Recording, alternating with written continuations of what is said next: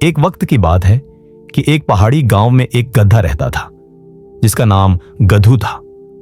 गधू बाकी सब गधों से अलग था।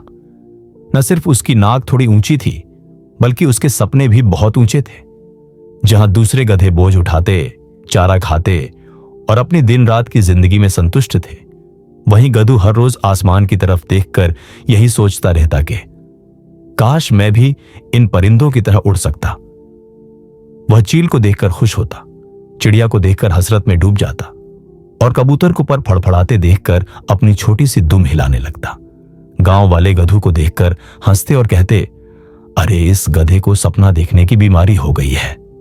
लेकिन गधू के दिल में यह ख्वाहिश घर कर चुकी थी, उड़ने की ख्वाहिश। गधू जब छोटा था तब उसकी मां कहानी सुनाती थी कि कभी कभी अगर दिल साफ हो और नियत नेक हो और सपने सच्चे हो तो पहाड़ भी झुक जाते हैं। बस वो बात गधू के दिल में बैठ गई थी। मगर जैसे जैसे वक्त गुजरा, गधू का सपना दूसरों के लिए मजाक बन गया। बच्चे उसे पर लगाने की एक्टिंग करते।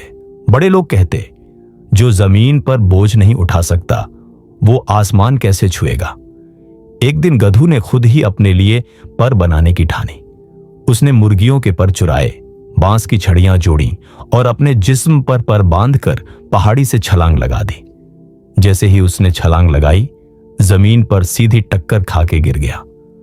गर्दन पर पट्टियां लग चुकी थी, फिर भी दिल पर उम्मीद बाकी थी। मैं फिर से कोशिश करूंगा अगली बार, गधू ने कहा। एक दिन वो जंगल की तरफ गया जहां पेड़ों की छांव में उसे एक छकमी चिड़िया मिली। गधू ने उस चिड़िया की मदद की, उसे पानी दिया, उसके जख्मों पर घास रखी और सारी रात उसके पास रहा। उसका ख्याल भी रखा। सुबह होते ही एकदम अचानक से वो चिड़िया चमकने लगी और फिर देखते ही देखते एक सुनहरी रोशनी में बदल गई। वह दरअसल एक परी थी। परी का रूप लेते ही उसने गधू से कहा, तूने बिना किसी फायदे के मेरी मदद की। मांग? क्या मांगता है? थोड़ी देर के लिए गधू बस देखता ही रह गया। गधू की आंखें चमक गईं और उसने परी से कहा, मैं उड़ना चाहता हूं। परी मुस्कुराई और बोली, याद रख, उड़ना एक तोहफा है, मगर जमीन को ना भूलना। मैं तुम्हें एक दिन के लिए उड़ने का मौका दूंगी, सारा दिन, सूरज ढलने तक। गधू जैसे ही उड़ा, आसमान ने उसे गले लगा लिया। वह बादलों के बीच से निकला, परिंदों के साथ पर मारा और गांव के ऊपर से चक्कर लगाया। सब लोग हैरान, आंखें फाड़े देख रहे थे।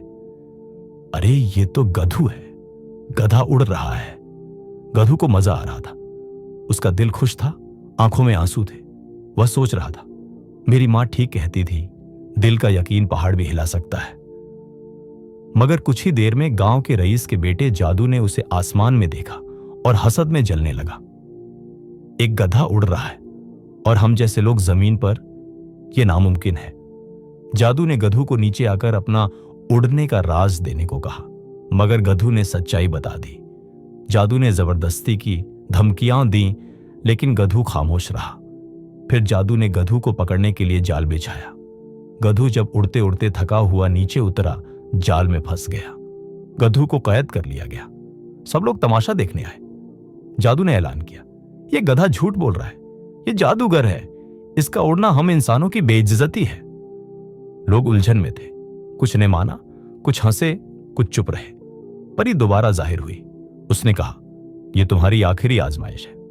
गधू, तुम चाहो तो हमेशा के लिए उड़ सकते हो, बस अपना सच छोड़ दो और उन जैसा बन जाओ। गधू ने एक लम्हे को सोचा और कहा, अगर मेरा सच मुझे जेल में ले जाए तो मैं उड़ने के बजाय कैद होना पसंद करूंगा। उसी लम्हे जमीन हिली, जाल टूटा और परी बोली, गधू, तू उड़ने का नहीं, उड़ने के काबिल दिल का वारिस है। फिर गधू उड़ गया, मगर इस बार बिना पर के।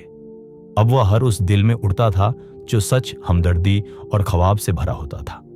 सालों बाद जब बच्चे अपनी माओं से पूछते, क्या गधा भी उड़ सकता है, तो माएं मुस्कुराकर कहती थी, अगर वो गधू हो तो जरूर। सबक, मॉरल ऑफ दिस स्टोरी, इस कहानी से ये सीखने मिला कि सपने छोटे या बड़े नहीं होते, सिर्फ यकीन की परवाज उन्हें ऊंचा बनाती है। जो लोग तुम्हें तुम्हारी शक्ल, अक्ल या जात से नापते हैं, वो तुम्हारे उड़ने की ताकत नहीं समझ सकते। बेगर्जी, सच्चाई और सेवा इंसान को वहां पहुंचा देती है जहां बड़े बड़े पर भी नहीं पहुंचा सकते।